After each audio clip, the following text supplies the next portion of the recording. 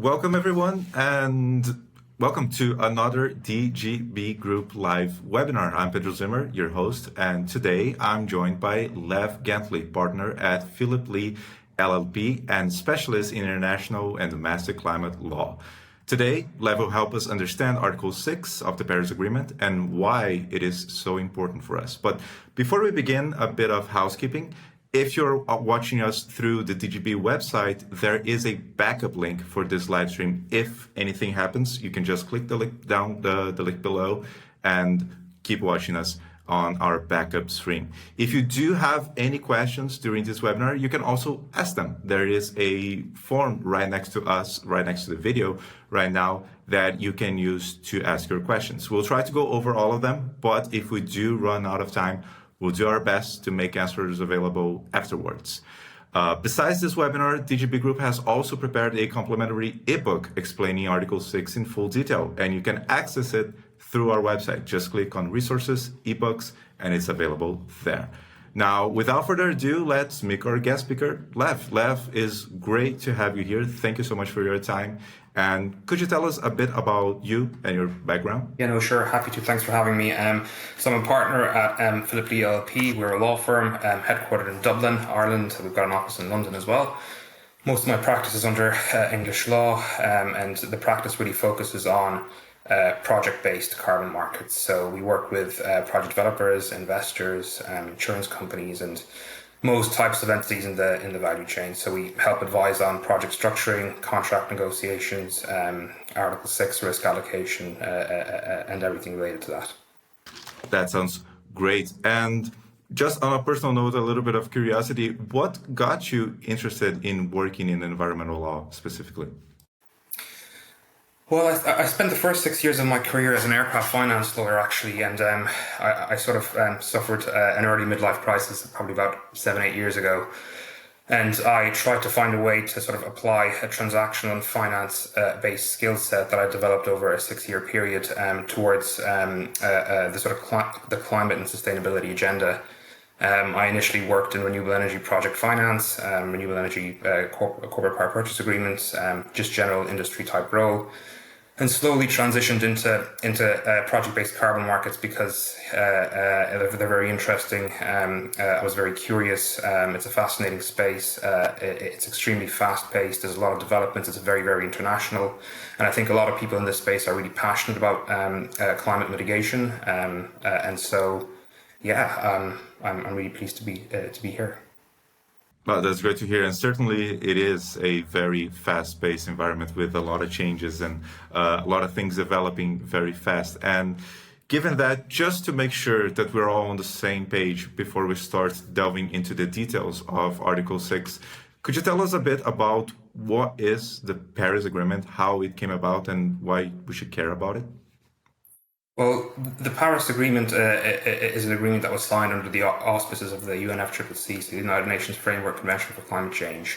And it was signed in 2015. There are 197 signatory countries, and it sort of marked the sort of first step towards committing to keeping temperature goals below 1.5 degrees if possible, but at the very least to 2 degrees Celsius. And it represented a reversal in approach from what we had in the UNFCCC days, which was a sort of top-down approach to a more bottom-up approach in the Paris Agreement, where countries have a lot more flexibility in deciding what they wish to do to try and reduce their national emissions.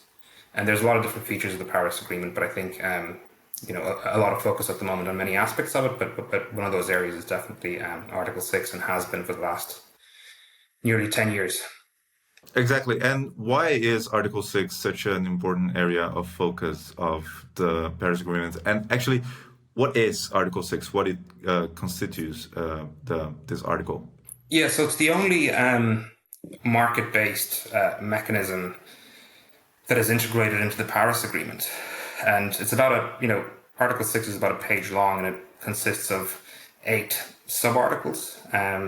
Sort of primary ones, like the market mechanisms themselves, are in paragraph 6.2 and 6.4. But 6.1 actually sets out what the purpose of Article 6 is. And, I keep repeating this as often as I can, because I think people generally tend to forget The purpose of Article 6 is for it to be voluntary, right? So it encourages voluntary activity or activities by countries that want to enhance the ambition in their nationally determined contributions. And nationally determined contributions these are documents essentially that are filed every 5 years by each country. In fact, countries have to submit their updated NDCs by the end of this year, and those NDCs will represent the emission reduction targets that they wish to achieve over the next 5-year cycle. So the point of Article 6 is to encourage cooperation between countries in reducing emissions and through financing of mitigation activities, so essentially carbon projects, in exchange for the transfer of what we call ITMOs, which are internationally transferred mitigation outcomes. So in its essence, the purpose of Article 6 is, so first of all, it's voluntary, right? It's a voluntary activity that countries or parties to the Paris Agreement can undertake, but they don't have to. And its purpose is to enhance ambition in NDCs towards global climate goals. So if I understand correctly, if, for example, I'm a country that does emit a lot of carbon and I do want to undertake activities under Article 6, and I want to collaborate with another country that does have maybe carbon activities going on there, maybe there's a specific project going on there, I can, through Article 6, financially contribute to that and use that as a form of compensation for my own emissions. Is that the case? I wouldn't necessarily describe it as a form of compensation for your own emissions, but it's so normally, and the way we think of it, so to just take a step back, what we had before the Paris Agreement, we had the Kyoto Protocol, which had the world's first carbon market, which was known as the Clean Development Mechanism. And under that mechanism, we had a situation whereby essentially global north countries had emission reduction targets, but global south countries by and large did not. And the mechanism was there to try and support the finance of mitigation activities in global south countries, like deployment of renewable energy, etc. And so the idea was that global north countries or market participants and funders would finance projects in the global south, and then essentially have the carbon offtake and then use that carbon normally for compliance reasons or for voluntary offsetting and retirement reasons. The difference is with that older regime and the current regime is that in the current Paris Agreement regime, everyone has a target. Global North and Global South countries have got emission reduction targets that are communicated through their NDCs and are supposed to be enhanced every 5 years. So why does that matter? It matters because it brings a lot of jeopardy. Right, and where's the jeopardy?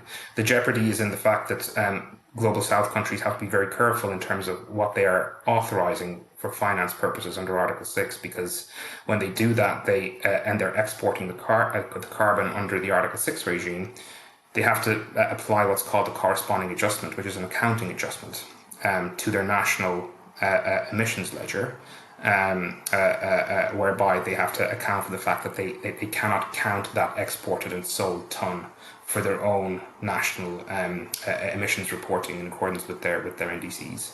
So the jeopardy there is that they shouldn't oversell, and what they do sell, they need to price at such a point to bring in sufficient money to allow them to enhance their NDCs and finance other sustainable and finance sustainable development in other sectors of their economies, if that makes sense. So that's where the jeopardy comes in. Everyone has a target, and again, and in the previous regime under the Kyoto Protocol, only global north countries had a target. So that's the sort of fundamental difference between where we were under the Kyoto regime and where we are now under the Paris regime. That makes sense. And whenever countries do export those carbon units, they are used to help other countries to achieve their own NDCs, correct?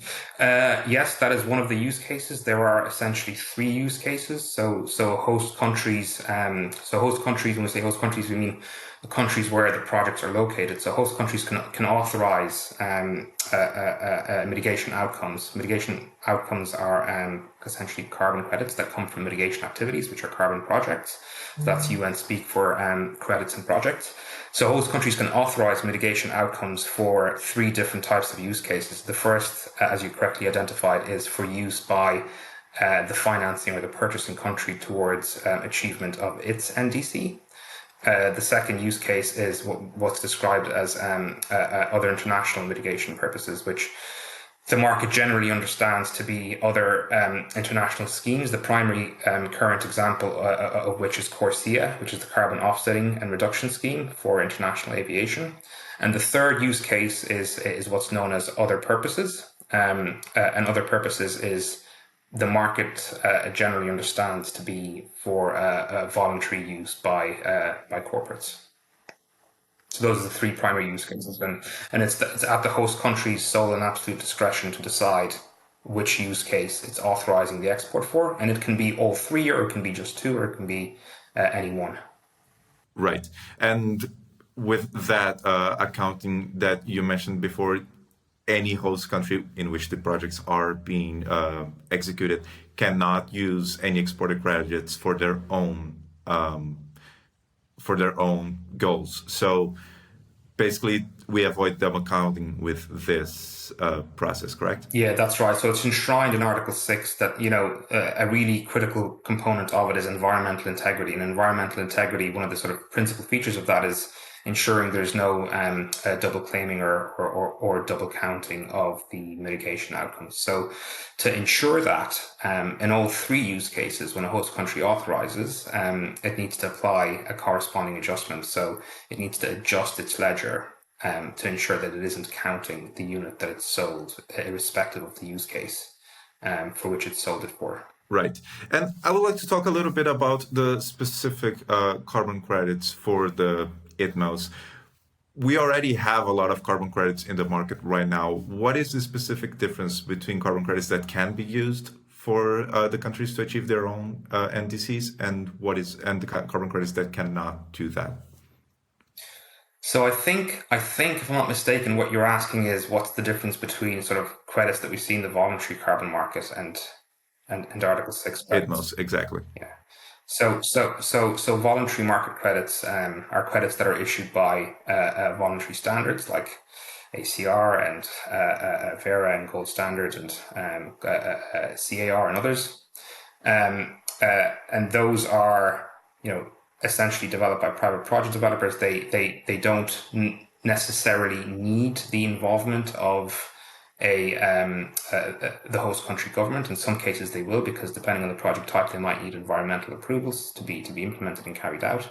But generally speaking, they are done with the oversight of the private standards, and it's sort of it's on the government to decide whether or not it wants to count those activities and how it accounts for them, and whether it is even monitoring that those activities are happening, because in some cases governments don't monitor the voluntary carbon market activities.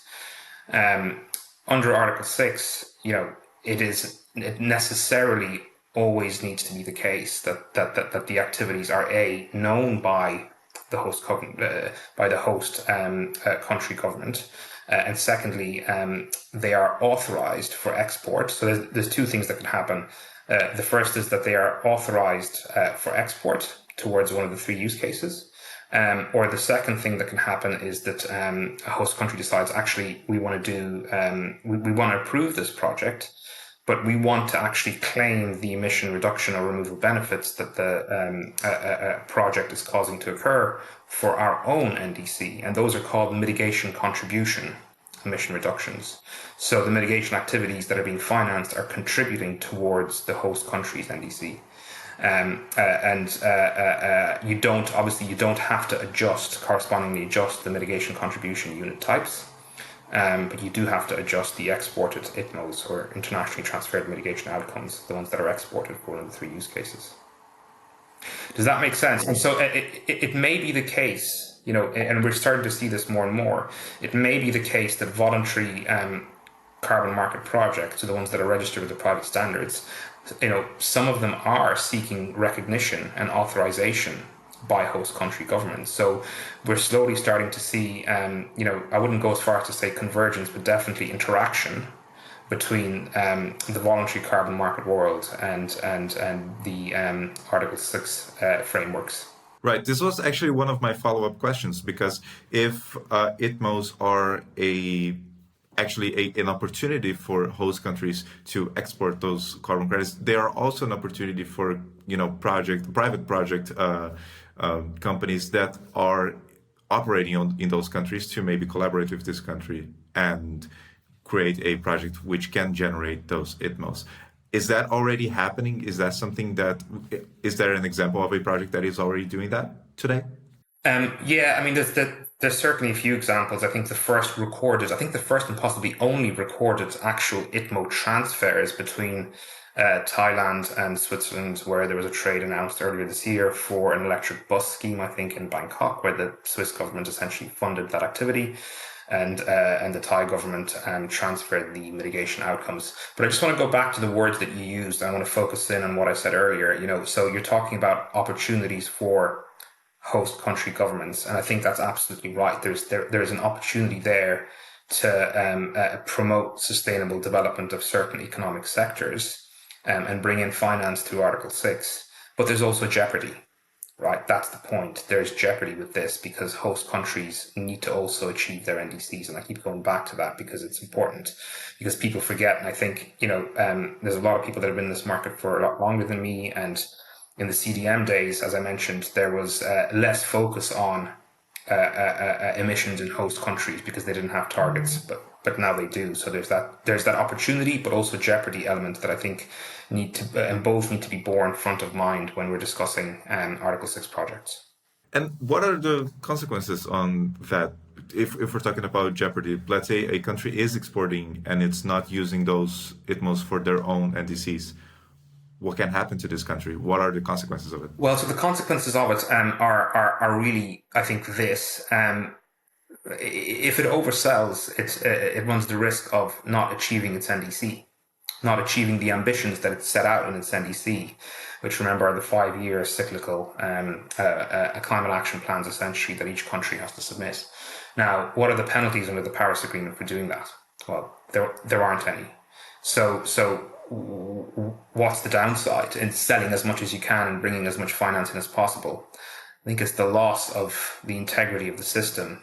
And, it's a transparent system. Article 6 requires a lot of reporting. So every time authorizations are made, a host country has to report and submit documentation to the UNFCCC, which explains why the country has authorized these credits, how it's still on track to achieve its NDC, where the export and authorization of these credits fits within its plans to achieve its NDC, how it's going to enhance ambition in its next NDC cycle. So there's a lot of transparency around that. And there's also review frameworks by UNFCCC bodies that are under development that will review and assess if countries are doing all this correctly. And the reality is that, and some of these reports a lot of them will be publicly available on the UNFCCC website. And the reality is that if a country is found to be actively overselling for the sake of bringing in finance and not really caring about meeting its NDC and not really caring about enhancing its ambition, which it's supposed to do under Article 6.1, then everyone will know about it. And then that will stymie investment into that country for Article 6 activities. I think that's the, absent penalties, which don't exist in the Paris Agreement, that's the logical conclusion that I think folks in the market generally arrived at when we're discussing this particular topic. Right. And if you look at it in an environmental way and in the environmental view, if a country is overselling and is not meeting their own NDCs, is basically those ITMOs are not really capturing the carbon that they're proposing to capture. So it would, quote unquote, bring down the value of those specific credits, correct? That's right. And in a way, again, I wasn't involved in the CDM days, but that is sort of, I think, that's sort of what happened with the CDM market. Like, prices hit rock bottom because countries were sort of willing to sell and export as much as they could because there wasn't jeopardy in it for them. But now, as I keep saying, there is jeopardy. So that makes perfect sense. And you were saying for now, there are no penalties or consequences for countries that don't achieve their NDCs under the Paris Agreement. So is that the case for both countries that are selling and countries that are not selling? Because I keep hearing that the Paris Agreement is a legally binding document. And in my mind, whenever I hear legally binding document, it tells me that there are consequences if I don't meet whatever that document is telling me to do. So what is the case here? I mean, we think about legally binding documents. In my mind, that's a contract that's enforceable, right? Between private parties, which is what we work on. The Paris Agreement is a treaty, and it is there are a series of agreements that have been reached under that treaty between 197 parties. There is a dispute resolution mechanism built into the Paris Agreement with cross-reference to the dispute resolution mechanism that is in the UNFCCC. So if certain countries are upset about how other countries are behaving vis-a-vis some of the articles that are in the Paris Agreement, which will include Article 6, it will include, RED plus type activities under Article 5.2. It'll include, delivery of NDCs. It'll include, reporting the biennial transparency reports, whether countries are filing those completely and on time. Parties can, in theory, bring proceedings. Now that hasn't happened yet, but that jeopardy is also there. I understand. And now bringing it a little bit more to our day-to-day lives, and because me as a private citizen working for a private company in a small town in the south of Brazil, whenever I look at these international treaties, international agreements between countries and commissions from the UN and whatever, it feels like it's something that is completely detached from my life, and it's something that has absolutely nothing to do with me. And the same for private companies that don't operate in the environmental or sustainability or carbon market, companies that, I don't know, sell shirts, for example. They don't see, it's very difficult to see a connection between these treaties, these agreements, and consequences and changes in our lives when we're not in this market. So practically speaking, what could the Paris Agreement and Article 6 mean to private citizens like myself or other people that are not specifically involved in this industry? Yeah, I mean, look, that's a huge question with a lot of different angles to it. And we can talk about climate action by corporations, net zero goals. We can move the discussion in that direction if you like. But I think if we stay focused on Article 6 specifically, the opportunity that's there for host countries in particular is to scale up sustainable technologies, such as, I don't know, renewable energy, sustainable aviation, fuel production, high-hanging fruit, expensive activities that create jobs. Waste management in certain countries is still obviously a big problem, and Article 6 finance can be used to fund waste treatment facilities. To provide a cleaner, healthier environment, and as I say, job creation. But all of that hinges on how the host country designs its NDC, how it seeks to enhance ambition in its NDC, and which components of its NDC are conditional, because nationally determined contributions, some of them are completely unconditional. That basically means the country has to achieve the emission reductions that it's set out under all circumstances.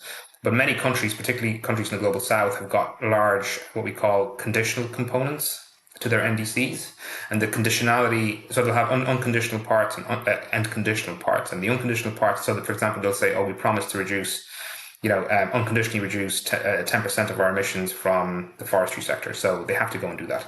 But then they'll say, 20%. We conditionally promise to reduce emissions from our electricity generating sector by 20%. So the conditionality there hinges on finance. So on the country receiving finance to do that from its international partners. And part of that finance, so part of the solution for climate finance, it's not the whole solution, but it's definitely part of the solution, is carbon finance. Right? Because it's a mechanism that allows the financing of activities in exchange for mitigation outcomes being claimed and used by somebody else, whether that's a country, an airline, or a private company.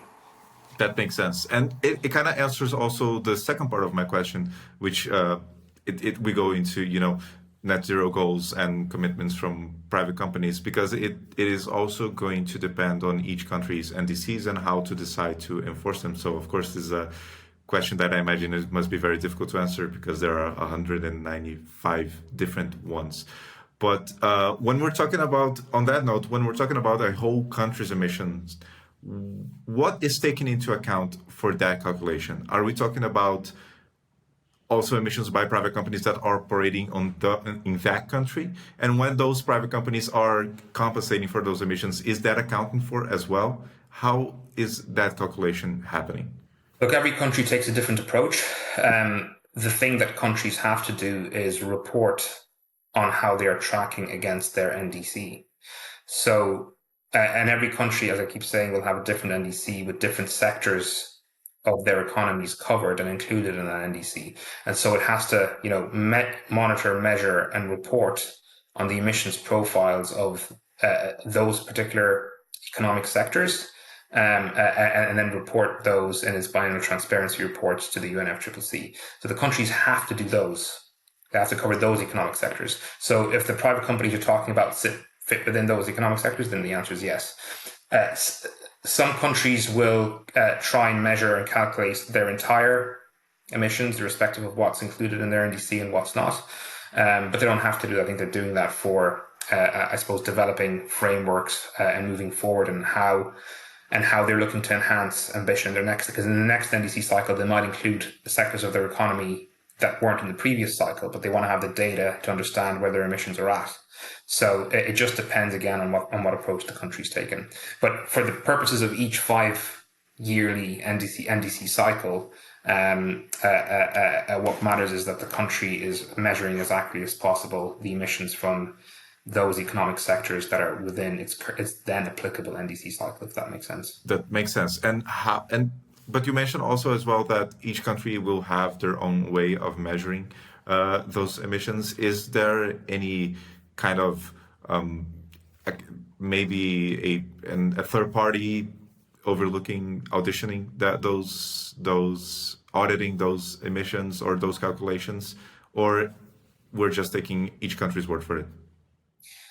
Well, that's a good question. I think each country will have departments that are responsible for calculating emissions from certain economic sectors, and I'm sure that in most countries, those departments would subcontract that work to specialist organizations who have got tools to do that measuring, reporting, and verification. Because remember, it's not an easy task to calculate how much carbon has been sequestered by a forest, or how much how many emissions are being released through the agriculture sector or through transportation. So they'll have, and it might be the case that in some countries, each department, each ministry is responsible for measuring the emissions from the sectors that it's responsible for administering within the country.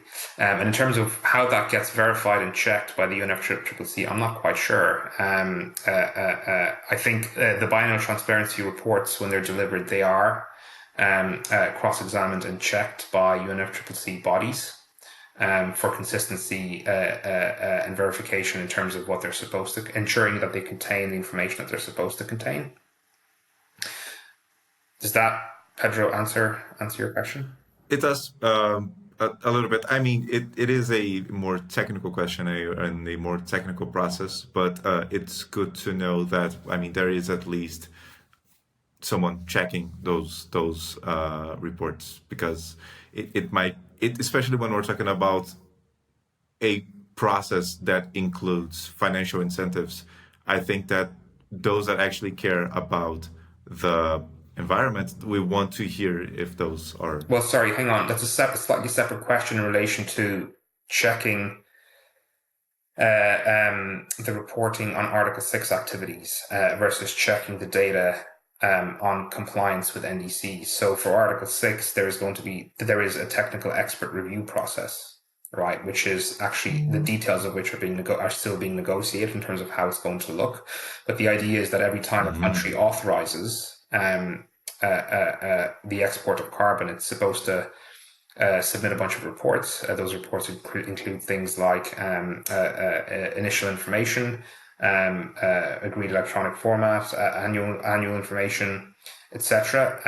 And at the end of the BTR period, so BTR is the biannual transparency report, which is basically a holistic report that's filed every 2 years that has all the information, including all the emission calculations for the country and also what it has correspondingly adjusted. That all gets checked by the through the technical expert review, the TER process, by a panel of experts at the UNFCCC. So what I'm hearing is for those countries that do engage in carbon projects and they are looking to export ITMOs, they will have a different auditing process, not only for those projects, but also for their own NDCs? Well, for Article 6 purposes, it's definitely the case that the Technical Expert Review Committee will verify the information and consolidate it and ensure that it is consistent with what's been reported through the Article 6 reporting process, on the one hand, versus what's ultimately reported every 2 years through the biannual transparency report. So there is somebody doing that check. Okay, yeah, that makes perfect sense. Well, actually, time flies, and we already are past our time here. So I'm gonna check if we do have, if we did receive any questions from our audience currently. But meanwhile, Lev, I would like to answer you one final question on my end. But it's a more broad and general question. Looking at Article 6 and the Paris Agreement, we are looking at also the countries submitting their NDCs by the end of this year. As an environmental lawyer or a lawyer focused on environmental law, what does this represent overall for you and for the future of our planet, essentially? How is that going to contribute for the planet to become more sustainable and a better place? That's a big question. I think a lot is at stake. One of the big things coming up in Baku later this year at this COP is the new collective goal for climate finance, and what that number is going to look like. For a long time, the target's been 100 billion a year, and countries have been 2 years late in providing that finance to the global south. And that's, a fraction of what's actually needed for climate activity, for climate mitigation and climate adaptation activities. So one of the number one topic on the agenda at COP29 in Baku will be, well, what is that new target and how are we going to meet it? And I think the idea is that carbon markets, and in particular Article 6, ought to play a role in that, because it is the only market mechanism that's enshrined in the Paris Agreement. The question is, are the rules going to be developed and finalized quickly enough for it to really take off? And is there going to be enough trust in the integrity of the process for the market to really reach its potential and scale and achieve the impact that I think participants in the market think and believe and are working really hard to ensure is achieved by the mechanisms and by the projects. So I think a lot is at stake. I think there needs to be some consolidation in terms of policy measures in the global north on the demand side, particularly in terms of approaches for how corporates can and should set their decarbonization goals and their net zero strategies, and whether or not they could only be or should only be reducing emissions inside their value chain, or whether they can use externalities and carbon finance to support that in parallel with inside value chain decarbonization. Because we don't have time, right? We don't, the global emissions budget is running out rapidly, and we're not achieving the impact that we need to achieve to keep within the Paris Agreement temperature goals. And so therefore, all of the tools, all the financing tools, whether it's traditional debt finance or carbon finance or other types of finance that can be leveraged to fund mitigation adaptation activities, should be used. So it's not in my mind, it isn't a one thing but not the other thing approach. It is really throwing everything in the kitchen sink at the problem.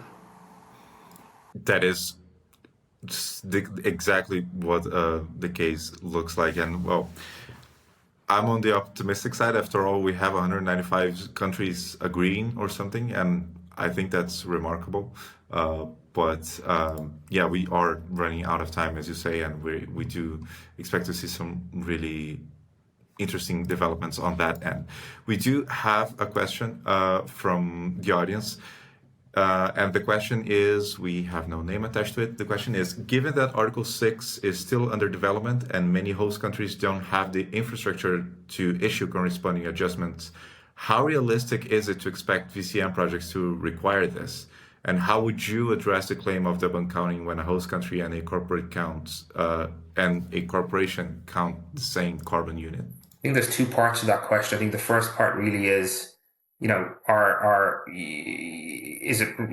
interaction between VCM and Article 6 required? And I think the answer is no. I mean, countries are capacity building, and there's a ratcheting up of cooperative approaches between countries. There's also some unilateral authorization that's been going on over the past sort of 6 to 12 months. Some project proponents and project developers are taking that opportunity to try and engage with government to figure out whether a cooperative approach under Article 6.2 can be achieved. Whether or not they get there is obviously a sovereign decision for the country. If they do get there, they need to show the letter of authorization to the standard. The standard may look at it and it may consider it to be inadequate, or it may look at it and say, well, actually, this has all the right components for what we want to see, and we therefore are going to apply an Article 6 label to the credit. So that decision will ultimately rest with, can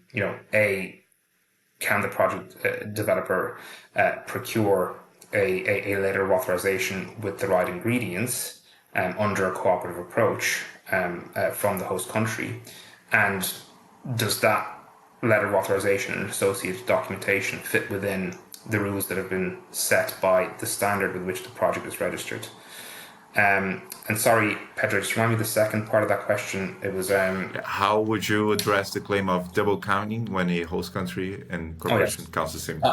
Yeah, look, I think there's a real philosophical debate around whether or not corporates should be looking for correspondingly adjusted credits, in the voluntary carbon market. I think, in my mind, there isn't. It's hard to settle on what the right or wrong answer is. On the one hand, what we're dealing with is corresponding adjustments. What are those? Well, those are adjustments to national account ledgers. So on the one hand, we have the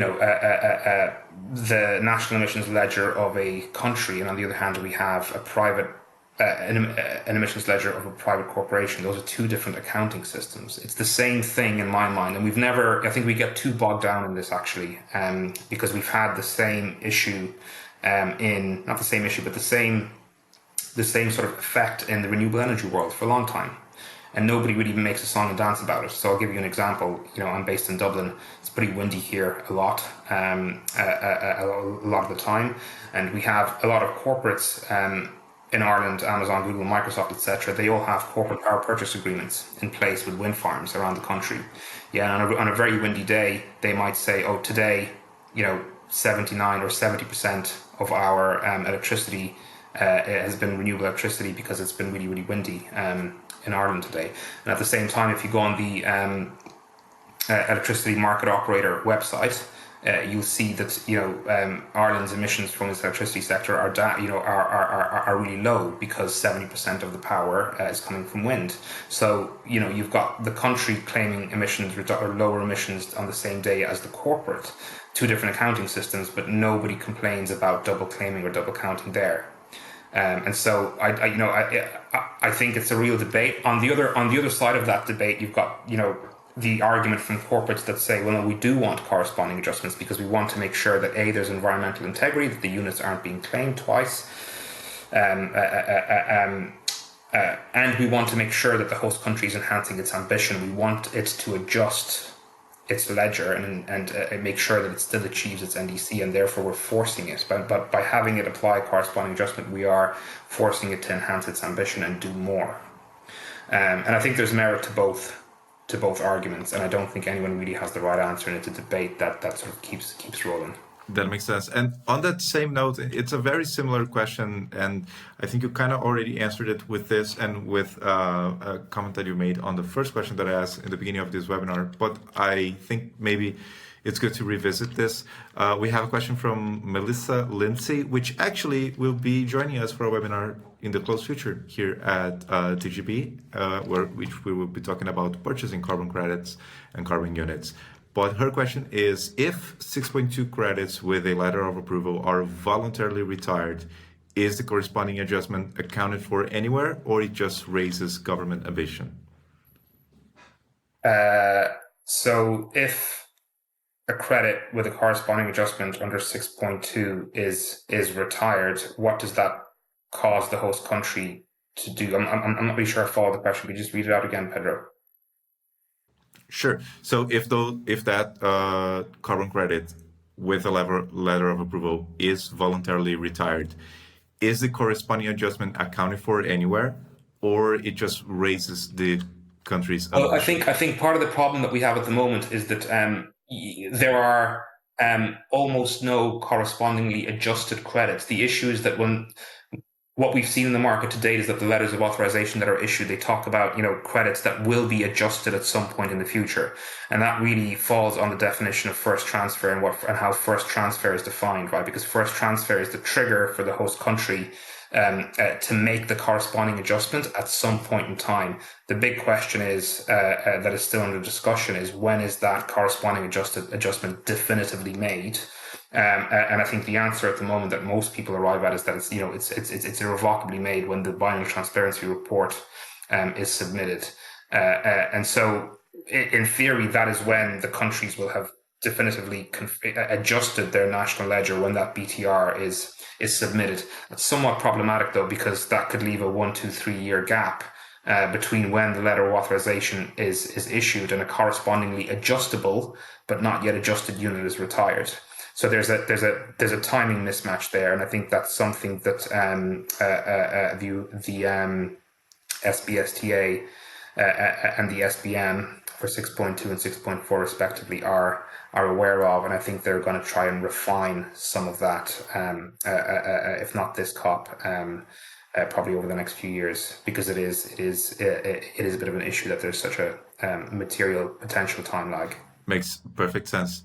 And our last question, what is the impact of a letter of authorization on carbon credits price? And what is your view generally on carbon credit prices? Yeah, look, I'm not a broker, so I'm not gonna comment on pricing. I think the obvious I think what everybody realizes is that, and what we're starting to see generally, what you'll see in the media is that units with that have been authorized and that are correspondingly adjustable tend to carry a premium, and that premium is there because there's demand for those units. Why is there demand? There's demand because they are more likely to be usable in compliance schemes like CORSIA and for the purposes of the Singaporean tax obligations, for example. So I think that's the reason why there is starting to be a premium on those. The level of that premium really remains to be seen. The other thing you have to think about is when a country is authorizing, it really needs to think about what is the charge, levy, or tax that it's going to apply on the corresponding adjustment. Because remember, it has to bring money into the country to mitigate against the risk of overselling, to mitigate against that jeopardy that I mentioned earlier. And so what that price tag on the corresponding adjustment is needs to be considered, because that obviously needs to be added to the cost of the underlying unit. So that will amplify, well, it will certainly raise the overall cost of the units. By how much, I'm not gonna speculate over it, but I think most people generally are aware of, for example, what ICE's CORSIA Phase 1 futures contracts are trading at. The other point to bear in mind is, and I encourage everyone to look at the World Bank paper from last year, which essentially said, on average, the cost of a corresponding adjustment to compensate for the marginal cost of abatement in the host country should be at about the $25 mark. So just for the CA, plus the cost of the underlying unit. Yeah. So that's the cost of actually. That $25 is the cost of the average cost of mitigating and replacing the emission reduction or removal effect of the exported unit with something else that's likely to be more expensive. And that's something else that's likely to be more expensive on average. The cost of that mitigation is they've worked out through the same modeling that the IPCC uses is $25. Wow, $25. That's interesting, and I'm excited to see what Just to mention, we're not what is seeing going to that. happen in the future.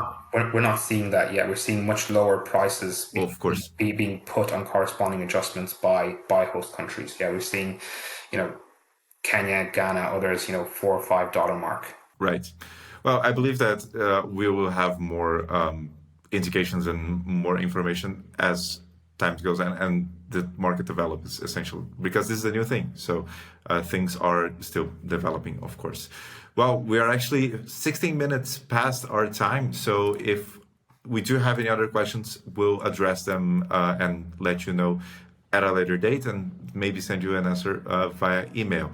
But first of all, I would like to thank everyone for joining us today. And Lev, I would like to thank you for your time and for sharing the knowledge with us. Would you like to share any final thoughts with our audience today? Not really. I think it's important to sort of remember one thought that's been occurring to me in the last sort of few weeks is that we've really, we're really focused on the carbon market side of this market.